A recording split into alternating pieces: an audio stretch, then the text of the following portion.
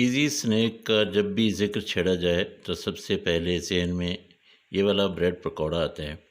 Bread pakora जो कि बनने में इंतहाई आसान होता है और खाने में इंतहाई लज़ीज़ होता है।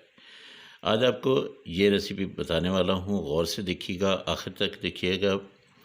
बिस्मिल्लाहिर्रहमानिर्रहीम, अस्सलाम वालेकुम वरहमतुल्लाहि वबरकातुहू। प्यारे नाज़रीन, कैसे हैं आप सब लोग?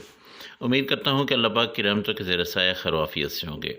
दोस्तों, आज आप लोगों के लिए बहुत ही आसान और बहुत ही फेवरेट किस्म की रेसिपी लेके आया हूँ और ये है ब्रेड पकौड़ा। ब्रेड पकौड़ा कैसे बनता है? बहुत ही आसान सा तरीका है। 3 आलू मैंने लिए हैं, इनको उबाल लिया है, अच्छी तरह से उबाल के ठंडा करके अब इन सबको मैं मैश करूँगा।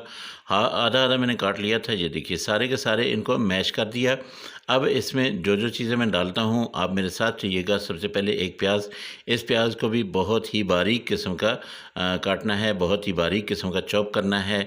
अब इसका मैं मसाला बनाता हूँ। प्याज़ और लहसुन जो है, लहसुन थोड़ा-सा ऑयल लेके इसमें लहसुन आप डाल दीजिएगा तकरीबन 1 चम्मच और इसको थोड़ा-सा पका लें। जब ये थोड़ा-सा पक जाए तब आपने इसमें वो वाला प्याज़ जो है वो डाल देना है। एक ही प्याज़ मैंने आपको बताया था क्योंकि हम इसकी फिलिंग तैयार करने लगे हैं जो ब्रेड पकौड़ा के ब्रेड के अंदर हमने लगानी है। यहाँ पे थोड़ा-सा ज़ीरा भी डाल लें, इसका भी बहुत ही ज़बरदस्त किस्म का जायका और अच्छी-सी प्यारी-सी एक खुशबू आ जाती है। ठीक है?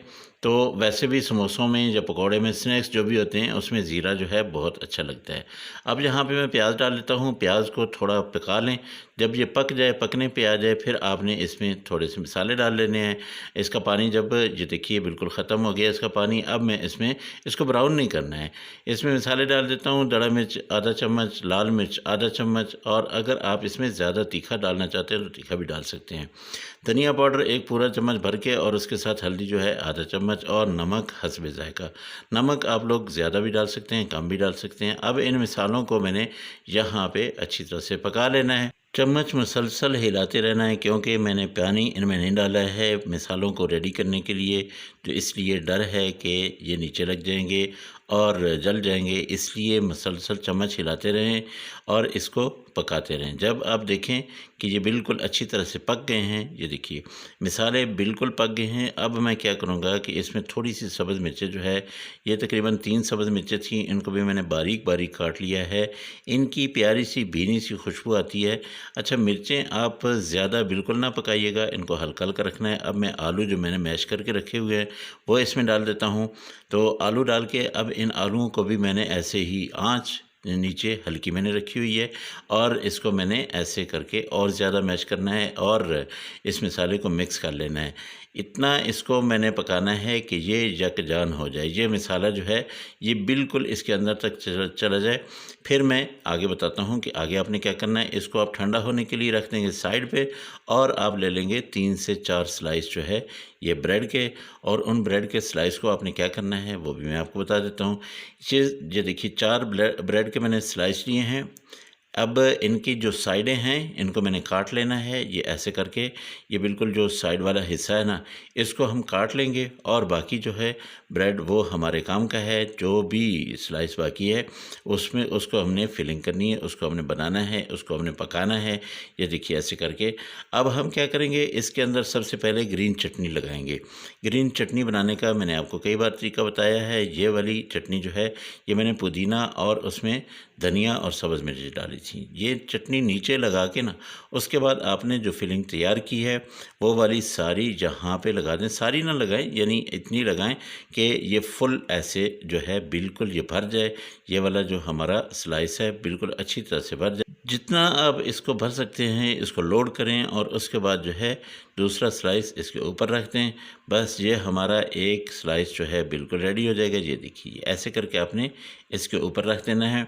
ऐसे ही हम दूसरा जो है इसको भी बना लेते हैं। इसकी मैंने पहले जो है वो फिलिंग उसके ऊपर लगा दी है, फिर उसके बाद जो है अब यहाँ पे मैंने ग्रीन जो चटनी है वो लगाई है। अब इसको बंद कर देते हैं। बंद करने के बाद हमने इसकी करनी है कटिंग, और कटिंग आपने ऐसे करके रखना है। इसका जो है ऐसे तो कौन सा बनाना है और सेम ऐसे ही दूसरी तरफ से जो है इसको भी आपने काट लेना है।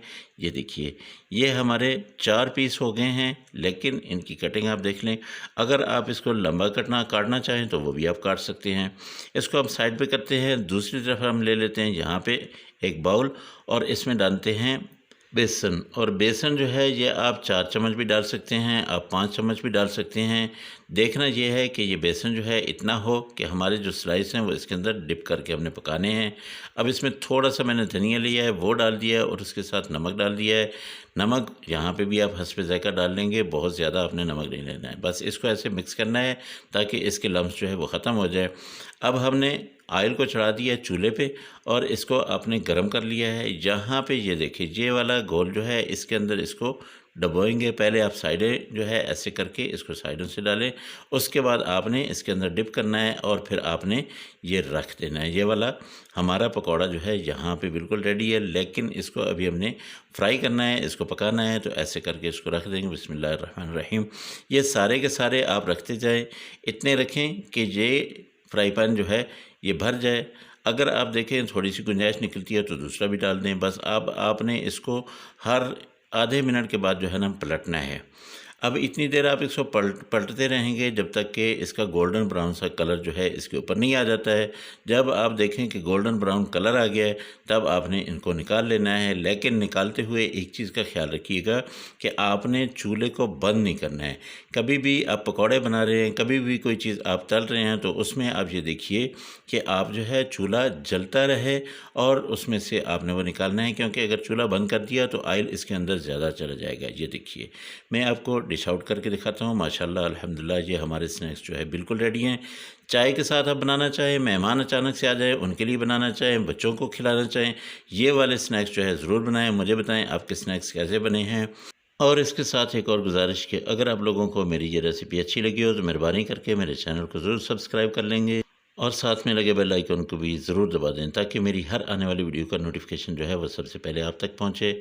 आप लोगों से अगली रेसिपी में फिर मुलाकात होगी। मुझे इजाज़त दें। अल्लाह हाफ़िज़। अस्सलामु अलैकुम वरहमतुल्लाहि वबरकातुहू।